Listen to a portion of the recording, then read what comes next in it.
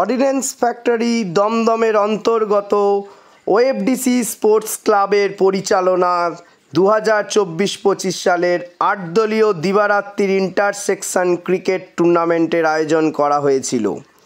22 April তার final অনুষ্ঠিত হলো toolroom high tech section versus office সেকশনের মধ্যে দিয়ে। এই অনুষ্ঠানে উপস্থিত ছিলেন অর্ডিন্যান্স ফ্যাক্টরি দমদমের মাননীয় executive director Shri Alok Kumar Chowdhury.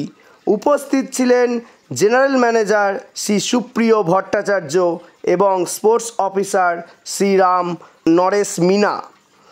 Office টিমের ক্যাপ্টেন তন্ময় সাউ প্রথমে টসে জিতে বোলিং করার সিদ্ধান্ত নেয়। হাইটেক টুলরুম সেকশন প্রথমে ব্যাট করে সুজয় বাসুর ব্যাটিং দক্ষতায় 8 ওভারে 120 রান তোলে। অফিস টিম ব্যাট করতে নেবে অল্প কিছু রানের মধ্যেই তাদের প্রথম উইকেট হারায়।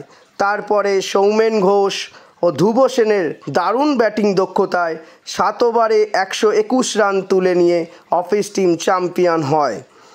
ফাইনাল ম্যাচের ম্যান অফ দ্য ম্যাচ হন ধ্রুব সেন এবং ম্যান অফ দ্য টুর্নামেন্ট হন high tech toolroom section captain Sujoy Basu.